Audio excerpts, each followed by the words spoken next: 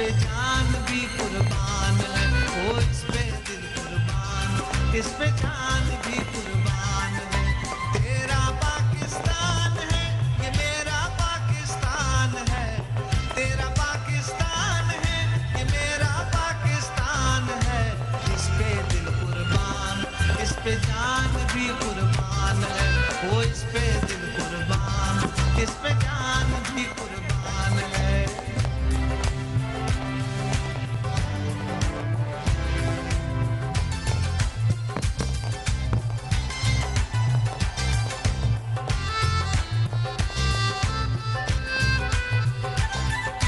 ایک دیار نور و نکھت باد یہ مہران ہے، نور آنکھوں کا میری خاک بلوچستان ہے، ایک دیار نور و نکھت باد۔ عمران خان صاحب تھوڑی دیر میں خطاب کرنے والے ہیں اور کیا پالیسی سٹیٹمنٹ ہوگا، کیونکہ خان صاحب کافی تنقید کرتے رہے متحدہ پر، درمیان میں ایک ایسا پیریڈ بھی آیا جس میں وہ تنقید ختم ہو گئی تھی، اپنا ایک زمانے میں نیچرل الائی بھی کہہ چکے ہیں متحدہ قومی موومنٹ کو، ایک زمانے میں الطاف حسین صاحب کا شکریہ بھی ادا کر چکے ہیں، مگر اسی طریقے سے ایک لمبا عرصہ ہے، تقریباً 10 سال ہیں جس میں عمران خان صاحب لنڈن تک گئے ایویڈنس لے کے، اس کے علاوہ شدید تنقید کرتے رہے۔ ایاک نعبد و ایاک نستعین۔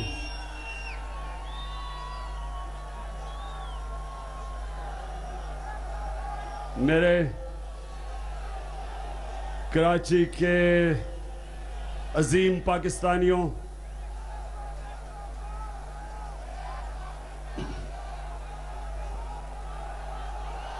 میں آج آپ کے سامنے کیوں آیا؟ آرام سے سنیں، آج تحمل سے سنیں کہ کیوں ایک دم فیصلہ کیا کہ ہمیں کراچی میں جلسہ کرنا چاہیے۔ ہم لاہور کی تیاری کر رہے تھے اور لاہور میں ہم نے پاکستان مارچ کا اعلان کیا ہوا تھا، تو ہمارا کوئی پروگرام کراچی آنے کا نہیں تھا، نئی تنظیم بنی تھی، وقت ابھی ان کو ملا نہیں تھا، تو سوچا تھا کہ جب تنظیم تیار ہو جائے پھر ہم کراچی آئیں گے، لیکن جو زبان الطاف حسین نے پاکستان کے خلاف استعمال کی، تب میں نے فیصلہ کیا کہ میں کراچی آؤں گا۔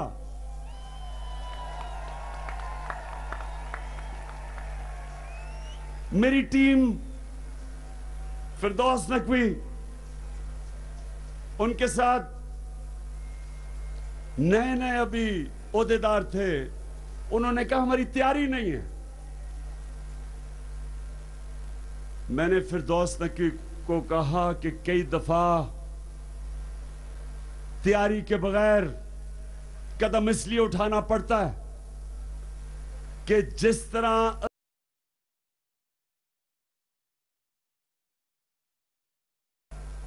یہ ضروری تھا کہ میں کراچی آؤں اور کراچی کے لوگوں کو یہ بتاؤں کہ آپ اکیلے نہیں ہیں، ہم سارا پاکستان آپ کے ساتھ ہے، آپ پاکستان کا دل ہیں، آپ پاکستان کا فائنینشل کیپٹل ہیں، وہ شہر ہے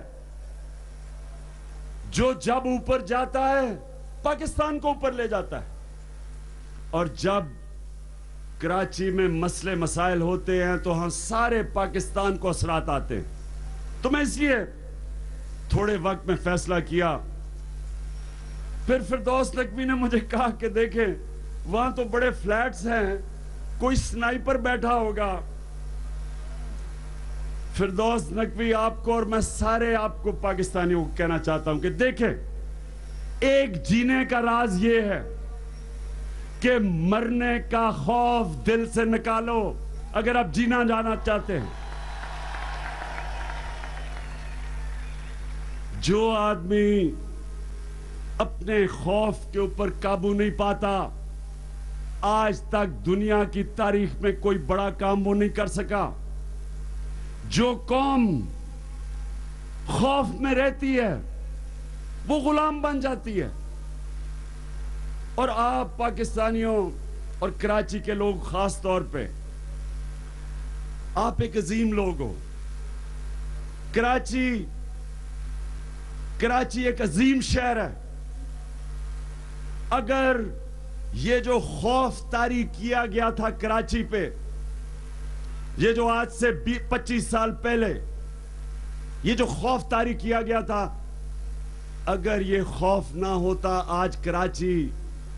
آج کراچی ایک اتنا بڑا، اتنا خوشحال شہر ہوتا۔ کراچی بھی اٹھتا، پاکستان بھی اٹھتا، اور دبئی اتنا بڑا دبئی نہ بنتا اگر یہ کراچی کے دن انتشار نہ ہوتا۔ اور ہم سارے پاکستانی تماشا دیکھ رہے تھے کہ جب ایک دہشت گرد الطاف حسین نے کراچی کے اوپر ایک مافیا کا قبضہ کیا، قتل عام کی، لوگوں کو خوف کا غلام بنا کے سارے ملک کو عذاب میں ڈالا، کیونکہ کراچی میں جو پرابلم سارے ملک میں ہوا۔ تو میں آج آپ سے، کیونکہ آج ڈیفنس ڈے ہے اور اس لیے میں نے یہ دن چنا، میں آپ سے بتانا چاہتا ہوں کہ میں 13 سال کا تھا، آج سے 51 سال پہلے جب کہ ہندوستان نے لاہور پہ حملہ کیا، مجھے بھی وہ یاد ہے دن۔ پہلے تو مجھے یاد ہے کہ میرے ماں باپ، ہمارے بچوں، میرے بہنوں اور میرے لیے گھبرائے ہوئے تھے۔ ہم اپنے گھر کی چھت سے دیکھ سکتے تھے جو بم دھماکے کے جو روشنی تھی، اور کھڑکیاں ہماری ہل رہی تھی بم دھماکے سے، مجھے بھی یاد ہے۔ اور مجھے ایک اور چیز یاد ہے کہ کبھی میں نے اپنی قوم کو ایسے اکٹھا ہوتے نہیں دیکھا، میں نے کبھی وہ جذبہ نہیں دیکھا جو میں نے اس کے بعد دیکھا۔ ساری قوم اکٹھی ہو گئی، سارے ایک بن گئے، پاکستانی فوج کے پیچھے قوم کھڑی ہو گئی۔ مجھے یاد ہے، میں تو صرف 13 سال کا تھا، میں بھی ایک دن بندوق نکال کے کھڑا ہو گیا کہ میں کہا جی میں بھی فوج میں جانا چاہتا ہوں، کیونکہ ایک جذبہ تھا سارے ملک میں۔ اور یقین کریں، جو بھی، جب وہ میری عمر، میں تو 13 سال کا تھا، سب کو وہ یاد ہے جو زندہ تھا تب، کہ جس طرح کا جذبہ پاکستان میں تھا۔ پھر میں انگلینڈ گیا 18 سال کی عمر میں، اور جب میں 19 سال کا تھا، انگلینڈ میں پڑھ رہا تھا، تو مجھے یاد ہے ایسٹ پاکستان ہمارے سے علیحدہ ہوا۔ میں آپ کو یقین دلاتا ہوں، آپ میں سے نوجوان تو خوش قسمت ہوں گے جو تب زندہ نہیں تھے۔ جو تکلیف پاکستانیوں کو، چاہے وہ پاکستان میں تھے یا میری طرح پاکستان سے باہر تھے، جو ہمیں ڈپریشن اور تکلیف ہوئی کہ ہمارا ملک ٹوٹا، ہمارے ملک کو توڑا گیا۔ دنیا کی سب سے بڑی مسلمان ملک تھا اس وقت، ایسٹ اور ویسٹ پاکستان ملا کے، لیکن جو ملک میں ایک اعتماد گیا، جو ڈپریشن آیا پاکستان میں، وہ مجھے یاد ہے۔ پھر وہ پاکستان آہستہ آہستہ کھڑا ہوا، اور پھر ایک وقت تھا آج سے 30 سال پہلے، ہندوستان سے جب ہم پاکستان آتے تھے کرکٹ کھیل کے، تو لگتا تھا ایک غریب ترین ملک سے ایک امیر ترین ملک میں آ گئے، ہم آگے تھے ان سے۔ ہمارا یہاں خوشحال معاشرہ تھا، غربت کم تھی، ہندوستان میں جاتے تھے غربت تھی۔ ہماری کرکٹ ٹیم دنیا کی بڑی ٹیم تھی، ہماری اسکواش ٹیم مانی جاتی تھی، ہماری ہاکی ٹیم، فخر ہوتا تھا اپنی ہاکی ٹیم کو دیکھ کے۔ تو پاکستان میں ایک اعتماد تھا کہ ہم اوپر جا رہے ہیں، باوجود اس کے کہ ہمارا ملک ٹوٹا۔ لیکن جب یہ جو 85 کے بعد الطاف حسین نے جو پاکستان یہ کراچی کے اندر ظلم شروع ہوا وہ بھی مجھے یاد ہے. کراچی ایک ایسی جگہ تھی رات کے کسی وقت آپ باہر نکل جائیں امن تھا, کسی کو فکر نہیں تھی, خواتین جا سکتی تھی باہر, کسی کو اپنے جان اور مال کی حفاظت کا خطرہ نہیں تھا. تو اس لیے میں نے فیصلہ کیا, جب میں نے الطاف حسین کے یہ خاص طور پہ مجھے تکلیف ہوئی سن کے, اس نے کہا پاکستان دنیا میں دہشت گردی کا سینٹر ہے. الطاف حسین تم ذمہ دار ہو اس ملک میں دہشت گردی انٹروڈیوس کروانے پہ.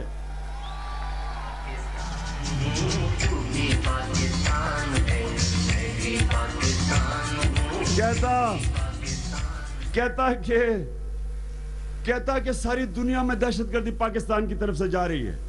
الطاف حسین تم لندن میں بیٹھ کے جتنے لوگوں کو تم نے کراچی میں مروایا ہے, قتل کروایا, اور افسوس کی بات یہ ہے کہ مہاجروں کو اس نے قتل کروایا زیادہ تر. میں ابھی بھی عظیم طارق کو مجھے یاد ہے 92 میں ورلڈ کپ جیت کے ہم آئے, عظیم طارق نے ہمارے لیے فنکشن کی. ایک انٹلیکچوئل تھا, پڑھا لکھا تھا, بڑا انقلابی سوچ والا انسان تھا, مجھے بڑا متاثر کیا اس نے. اور اس کو جب الطاف حسین کو اس سے خطرہ ہوا اس کو مروا دیا. کسی کو اس نے اپنا نمبر 2 بننے نہیں دیا. اس نے رو کے ساتھ مل کے کراچی میں انتشار پھیلایا. میں ہندوستان ٹائمز کی فنکشن میں تھا دلی میں, جدھر مجھے ہندوستان ٹائمز کے صحافیوں نے بتایا کہ الطاف حسین کو ہندوستان ٹائم کی فنکشن پہ رو نے انوائٹ کیا. پوسٹر لگے ہوئے تھے اس کے, اور اس سے پوچھا, کہتا جی رو نے پوسٹر لگوائے ہیں. یہ 2003 کی بات ہے. اور یہ الطاف حسین لندن سے بیٹھ کے کراچی کی تقدیر کا فیصلہ کرتا تھا. شکر ہے اللہ کا جو الحق ہے. میں 10 سال سے اس کے متعلق بولتا رہا, آخر میں اس کی زبان سے وہ نکل آیا جو اس کے اندر تھا. نفرت نکلی پاکستان کی. کہتا پاکستان کو تقسیم کرو, پاکستان مرد آباد. تو میں آج مہاجروں کو ایک پیغام دینا چاہتا ہوں کہ آپ کو کوئی ضرورت نہیں بتانے کی کہ آپ کتنے محب وطن ہیں. میری والدہ کی سارا خاندان ہندوستان سے ہجرت کر کے آیا تھا پاکستان 47 میں. میری والدہ جتنا وہ اور ان کا خاندان محب وطن تھا, شاید ہی میں نے کسی کو دیکھا ہو, کیونکہ وہ مجھے بچپن سے بتاتی تھی کہ تمہیں نہیں اندازہ کہ تم ایک آزاد ملک میں پیدا ہوئے ہو. مجھے یاد ہے کہ ہمارے جتنے گھر میں کام کرنے والے تھے جو ہجرت کر کے آئے تھے ہندوستان سے پاکستان, ایسٹ پنجاب سے, شاید ہی کوئی خاندان ہو جن کے لوگ مرے نہ ہوں اس ہجرت میں. جو قتل عام ہوئی پنجاب کے بارڈر کے اوپر, مجھے یاد ہے ہم بڑے ہو رہے تھے, شاید ہی کسی کو ملتے تھے جو وہاں سے یہاں آیا ہو جس کے کئیوں کے خاندان اڑ گئے. اور جس طرح کی قتل عام تھی, لوگوں کو کئی سالوں تک شوق تھا. ہم بڑے ہو رہے تھے اور ہمیں لوگوں کو یاد ہے مجھے کہ سارے یاد کرتے تھے کسی کے بھائی کی بہنیں اٹھائی گئی, کہ ماں باپ ان کے سامنے مارے گئے. تو ان لوگوں کو قدر تھی پاکستان کی, پاکستان سے پیار کرتے تھے. اور میں جب کرکٹ کھیلنی شروع کی تو مجھے ایک مہاجر کرکٹر جس کا میں نام آپ کو آج بتانا چاہتا ہوں, جاوید میاں, 18 سال میں نے اس کے ساتھ کھیلا. میں آپ کو یقین دلاتا ہوں, پھر سارے پاکستانیوں کو بتانا چاہتا ہوں, جب میں کیپٹن تھا اور جب مجھے مشکل وقت آتا تھا, سب سے زیادہ لڑتا تھا جاوید میاں.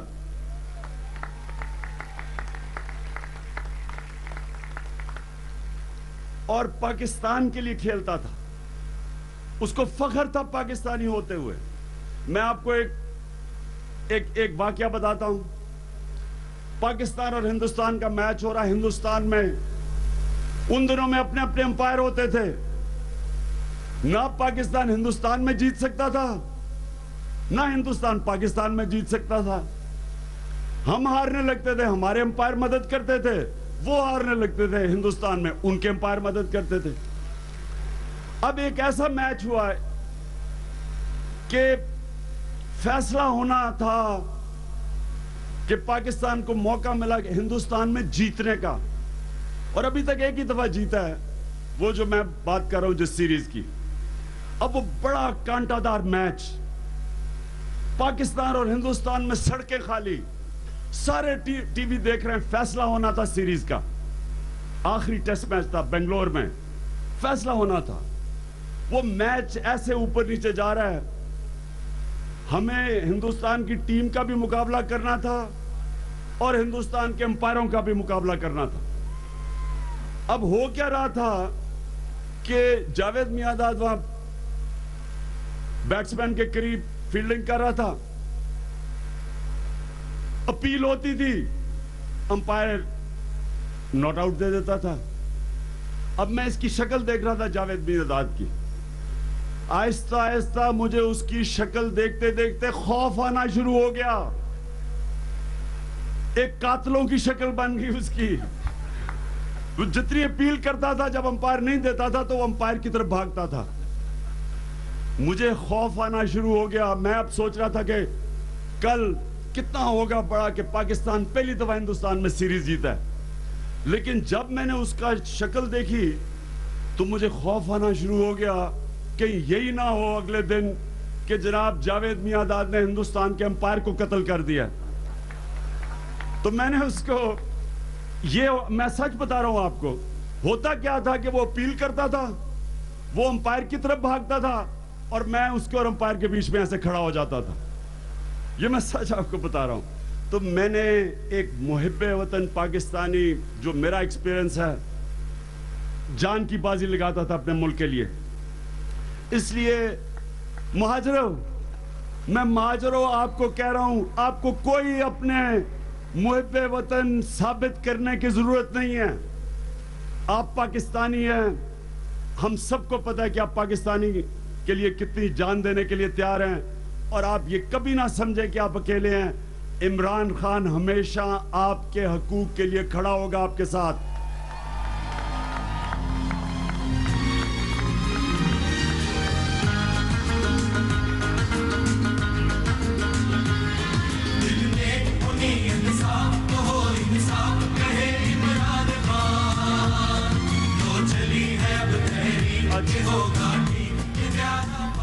اب کراچی کے مسئلے سب نے آپ کو بتایا. کراچی کے مسئلے, پانی نہیں ہے, گندگی ہے, سڑکیں ٹوٹی ہوئی ہیں, ٹریفک کا برا حال ہے, ہسپتالوں کا برا حال ہے, سب کو پتا ہے. میں آپ کو صرف یہ بتانا چاہتا ہوں کہ ٹھیک کیسے ہوگا. یہ ٹھیک ہوگا ایسے, سب سے پہلے کراچی کی پولیس ٹھیک کرنی پڑے گی.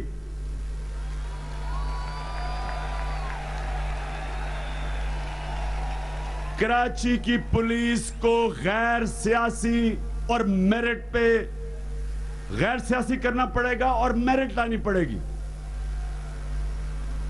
میں کراچی کے لوگوں, جب ہماری حکومت 3 سال پہلے پختونخوا میں آئی, 500 پولیس والے طالبان کی دہشت گردی میں مارے گئے. سب سے زیادہ دہشت گردی پختونخوا میں تھی. ہم نے پولیس کو غیر سیاسی کیا. ہم نے قانون بنایا کہ کوئی مداخلت پولیس میں بھرتیوں میں نہیں ہوگی, کوئی پوسٹنگ اور ٹرانسفر حکومت بالکل نہیں کرے گی. سارا فیصلہ پولیس کرے گی. ان کو ہم ذمہ دار ٹھہرائیں گے. اور ان کو کون چیک کرے گا؟ ہم نے جو بلدیاتی نظام لے کے آئے ہیں, پبلک سیفٹی کمیشنز, یعنی کہ ہر جگہ لوگوں کے نمائندے چیک کریں گے کہ اگر پولیس ٹھیک کام کر رہی ہے نہیں.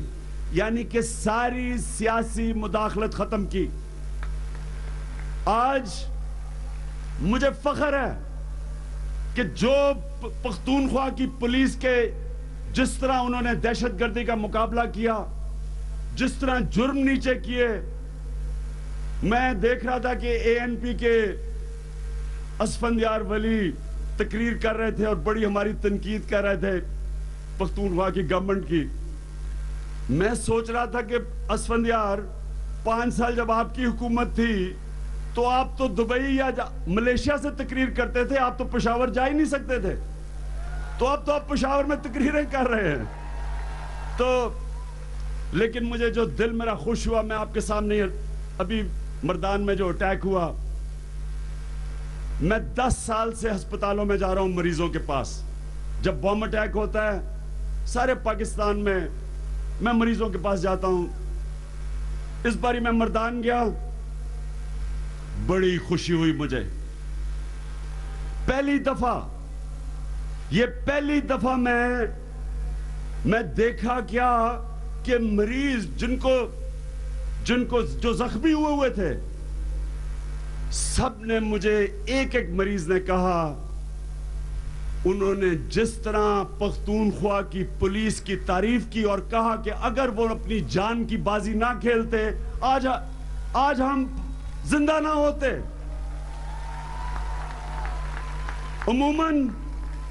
عموماً جب میں جاتا ہوں ہسپتال, ہمیشہ میں یہ سنتا ہوں کہ دیکھیں جی, میں کوئٹہ گیا ابھی, جدھر مجھے افسوس سے کہنا پڑتا ہے میں دیکھا نہیں جاتا, 40 ہمارے وکیل شہید ہوئے. تو میں نے جب ہسپتال میں جن کو دیکھا ان کو تکلیف تھی کہ جی وہاں سیکیورٹی نہیں تھی. اور ہوتی بھی ہے تکلیف, آپ کو زخمی ہو, ٹانگیں ضائع ہو گئی, کسی کی بازو نہیں ہے, کسی کی آنکھ نہیں ہے, تو تکلیف تو ہوتی ہے ہمیشہ. اور 10 سال سے میں سن رہا ہوں, وہ سارے کہتے ہیں جی سیکیورٹی لیپس ہو گیا, اگر یہ ہو جاتا تو بہتر ہو جاتا, ہم شاید بچ جاتے, یا جن کے کوئی لوگ شہید ہوتے ہیں. یہ پہلی دفعہ 10 سال میں پہلی دفعہ پہلے میں وکیلوں کے پاس گیا, سارے پریزیڈنٹ بار ایسوسی ایشن مردان, اس نے خراج تحسین پیش کی. کہتا عمران خان اگر وہ پولیس والا خودکش حملے کے پیچھے بھاگتا نہ اور اپنی قربانی نہ دیتا, کم از کم 30-40 وکیل مارے گئے تھے. اس نے اپنی قربانی دے کے بچایا. اس نے تعریف کی, پھر ہسپتال میں مریضوں نے تعریف کی. مجھے اتنی خوشی ہوئی کہ دیکھ کے کہ پولیس کی عزت ہے, رسپیکٹ ہے. آج پختونخوا میں آپ دیکھیں پولیس کی لوگ عزت کرتے ہیں کیونکہ پولیس نے ان کی زندگی بہتر کی ہے. آپ پنجاب میں چلے جائیں, آپ یہاں کراچی میں دیکھیں اور دیکھیں کیا حال ہے. کسی کو پولیس پہ اعتماد نہیں ہے, اور پولیس کو تباہ کیا گیا سیاسی مداخلت نے. پیسے لے کے بھرتیاں کروائیں, میرٹ تباہ کی. تو کیسے پولیس لوگوں کو تحفظ دے سکتی ہے؟ اور جو نصیر اللہ بابر کا آپریشن میں جو پولیس والوں نے حصہ لیا, چن کے ان پولیس والوں کو مارا گیا. اس دن کے بعد پولیس کبھی بھی کراچی کے لوگوں کی حفاظت نہ کر سکی. اگر ہم انشاءاللہ اللہ موقع دے گا یہاں کی پولیس کو غیر سیاسی کریں گے, میرٹ پہ لے کے آئیں گے, یہی کراچی کی پولیس وہ پولیس بن جائے گی, آپ کو رینجرز کی ضرورت نہیں پڑے گی. اور دوسری چیز بلدیاتی نظام چاہیے کراچی میں. یہ جو مسئلے مسائل آپ کے ہیں یہ ساری دنیا کے اندر بلدیات میں حل ہوتے ہیں. اب آپ دیکھ لیں جو بلدیاتی نظام پختونخوا میں آیا, جو پنجاب اور سندھ میں ہے, یہ اختیارات ہی نہیں ہیں. پختونخوا کے اندر ولیج کاؤنسل تک الیکشنز ہیں. پختونخوا میں 30% ڈیولپمنٹ فنڈ ڈائریکٹلی بلدیات میں جا رہا ہے. 44 ارب روپیہ بلدیاتی نمائندوں کے پاس جا رہا ہے خرچ کرنے کے لیے. وہاں وہ نہیں ہو سکتا پختونخوا میں جو پنجاب میں ہو رہا ہے. سارے پنجاب کا جو ڈیولپمنٹ فنڈ ہے 55% लाहौर में इस्तेमाल होता है। जनूबी पंजाब बेचारे रो रहे हैं, कोई पूछ नहीं रहा उनको। पख्तूनख्वा में सारा फंड जो डेवलपमेंट फंड है डिस्ट्रिक्ट्स पे जाता है। इसलिए अब से जो भी बल्दियाती नुमाइंदे वो लोगों की सफाई करेंगे, अपने स्कूल देखेंगे, BHUs देखेंगे। पहली दफा इंशाल्लाह लोगों को इख्तियारात देंगे, लोगों के पास इख्तियारात आएंगे। और ये है बल्दियाती निज़ाम जिससे लोगों की जिंदगियां बदलती हैं। लोगों को भागना नहीं पड़ता MNA और MPA के पीछे। डेवलपमेंट फंड MNA और MPA को नहीं मिलेंगे पख्तूनख्वा में, नीचे बल्दियात पे जाएंगे। और हमने तो विलेज काउंसिल्स बनाई हैं, गांव तक पैसे जाएंगे सीधे। अच्छा, मैं अब कराची के लोगों आपको आखिरी बात करता हूं। 60% पाकिस्तान का पैसा कराची से आता है। और आपको पता है कि हर रोज जो करप्शन है नैब के मुताबिक वो 12 अरब की है। 12 अरब की जो करप्शन है, इसका मतलब कम से कम 7 अरब कराची के लोगों का पैसा जा रहा है। सोचें कि अगर ये करप्शन रुक जाए, ये पैसा कराची पे खर्च हो जाए, अब सोचें कि कराची क्या से क्या बन सकता है। इसलिए ये करप्शन का मुकाबला करना हम सबका, आप सबका, हम सबका फर्ज है। और करप्शन तब खत्म होगी जब हम अपने इदारों को जो करप्शन से हमें निजात हासिल करेंगे उनको मजबूत करेंगे। कौन सा इदारा? नैब को मजबूत करेंगे, आजाद करेंगे, FBI को ठीक करेंगे, SECP को ठीक करेंगे। जब तक ये इदारे ठीक नहीं होंगे करप्शन खत्म नहीं होगी। और ये इदारे तब तक ठीक नहीं होंगे जब तक पाकिस्तान का वजीर आजम नवाज शरीफ रहेगा, क्योंकि एक करप्ट प्राइम मिनिस्टर कभी इदारों को ठीक नहीं होने देगा।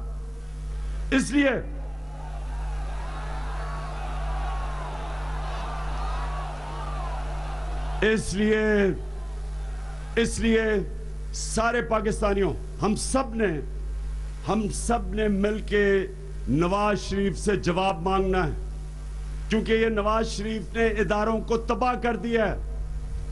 अपनी करप्शन करने के लिए इदारों को तबाह किया है। और इदारे ये कभी ठीक नहीं होने देगा, क्योंकि इदारे ठीक हो या पकड़ा जाएगा। इसलिए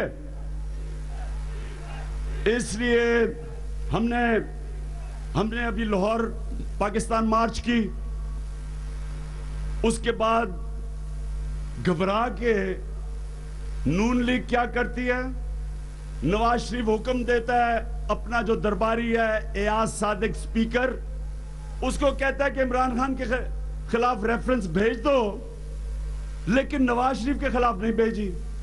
नवाज शरीफ, नाम तो तुम्हारा पैनामा में आया है, मेरा तो नाम ही नहीं आया। यानी ये सोचो, अब जरा एक मिनट गौर करो, ये है पाकिस्तान का मसला। एक आदमी मुल्क का प्राइम मिनिस्टर होके कंपनी बनाता है बाहर पैनामा में अपने बच्चों के नाम पे। वो कंपनीज अरबों रुपए की लंदन में प्रॉपर्टीज लेती हैं।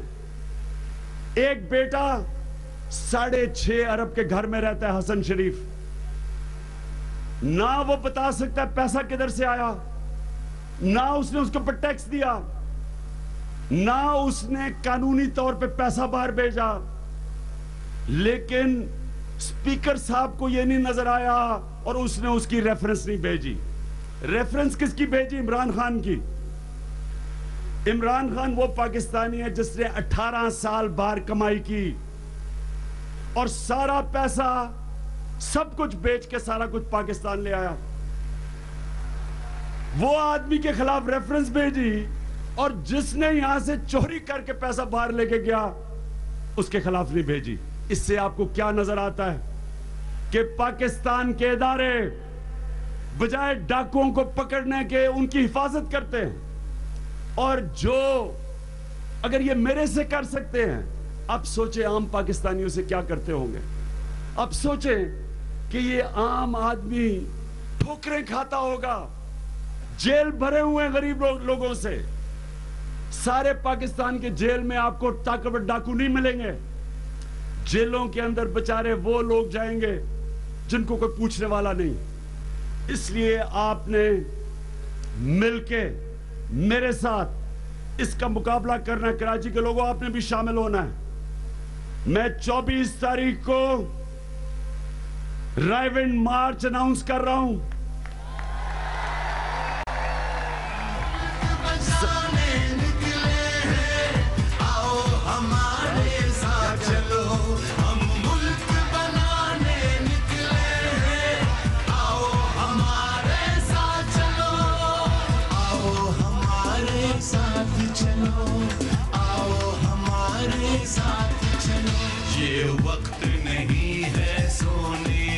تو میں 24 تاریخ کو سارے پاکستان سے میں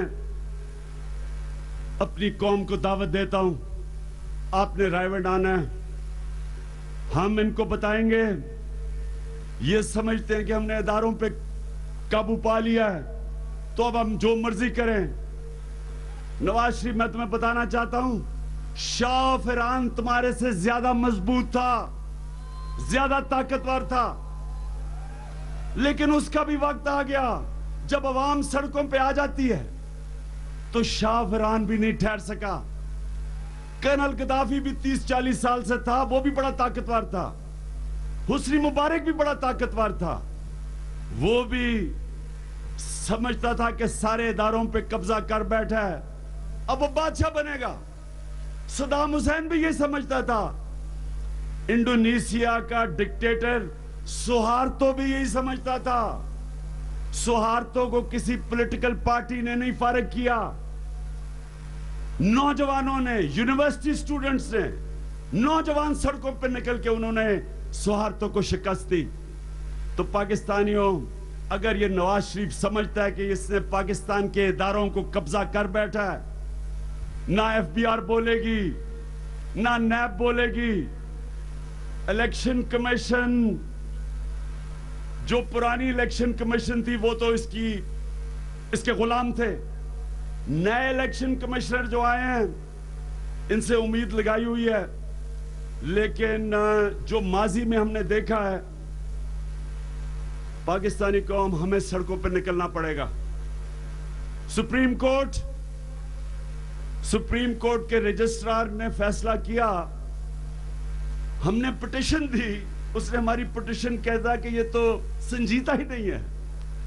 میں سپریم کورٹ میں ادب کرتا ہوں, لیکن میں سپریم کورٹ سے پوچھتا ہوں کہ اگر یہ سنجیدہ نہیں ہے, یعنی دنیا کے اندر نواز شریف کی شکل آئی ہے ان 8 سربراہوں میں جن کی پیناما کے اندر کمپنیز ڈسکور ہوئی, جن میں اربوں روپے کی پراپرٹیز ہیں.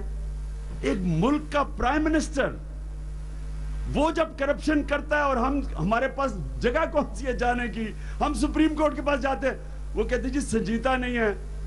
ہم انشاءاللہ اپیل کریں گے, ابھی بھی امید ہے سپریم کورٹ سے کہ ہمیں انصاف ملے گا. لیکن میں اپنے ججز صاحبان سے پوچھنا چاہتا ہوں کہ اگر آپ انصاف نہیں دیں گے تو کون سا راستہ رہ جائے گا ہمارے پاس, سوائے عوام کو سڑکوں پہ نکالنے کے کون سا راستہ رہ جائے گا. میں صرف آپ سب کو لیے آپ کو ایک چیز میں بتاتا ہوں کہ برطانیہ میں جس کی ہم پارلیمنٹری ڈیموکریسی پاکستان میں چل رہی ہے, آپ سوچیں کہ وہاں کیا ہوا کہ ان کے پارلیمنٹیرینز کو انہوں نے کہا جی انہوں نے ایکسپینسز زیادہ دکھا دیے ہیں. کتنے زیادہ دکھا دیے ہیں؟ کسی نے 2 لاکھ روپیہ, کسی نے 4 لاکھ روپیہ. اب سوچیں کہ برطانیہ کی سالانہ آمدنی 50 مسلمان ملکوں کی سالانہ آمدنی کے برابر ہے, اور ان کے پارلیمنٹیرینز کو 2 لاکھ, کسی نے 4 لاکھ زیادہ دکھا دیا. آپ کو پتا ہے ججز نے ان کو جیلوں میں ڈالا اور کیا کہا, کہتا عام شہری 2 لاکھ 4 لاکھ چوری کرتا ہم اس کو معاف کر دیتے, لیکن تم पार्लियामेंटेरियन हो, मुल्क के लीडर हो, क्योंकि तुमने रोल मॉडल हो इसलिए तुम जेल में जाओगे। तो ये जमहूरियत होती है। जमहूरियत के अंदर लीडर चोरी नहीं कर सकता।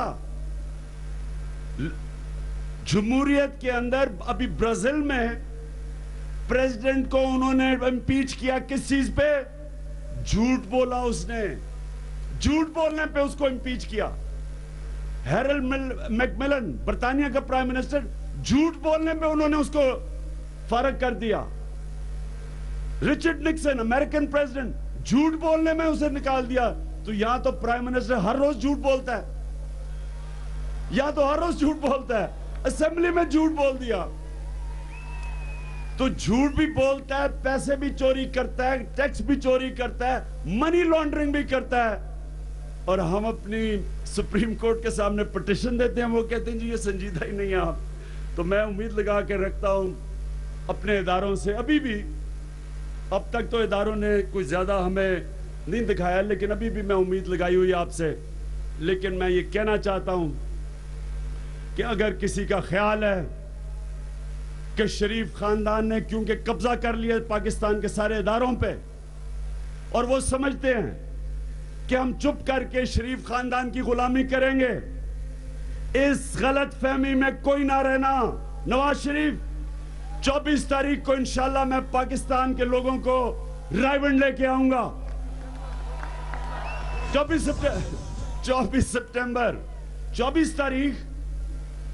सितंबर को इंशाल्लाह सारे पाकिस्तान से लोगों को लेके आऊंगा रायबंड। और सिर्फ हम एक डिमांड करेंगे कि आप प्राइम मिनिस्टर इस कौम को जवाब दें, आप जवाब दें, आप पीछे ना छुपें। ये स्पीकर जो आपका जो दरबारी है, जो 2 दफा धांधली करके आज बैठा हुआ है स्पीकर बन के, ये स्पीकर जो मर्जी कर ले, हम जाएंगे पाकिस्तानी कौम के पीछे, हम अपनी कौम को साथ लेके आएंगे। और इंशाल्लाह हम तब तक सांस नहीं लेंगे नवाज शरीफ, जब तक हम आपको इत्तेसाब के कटारे में नहीं खड़ा करेंगे।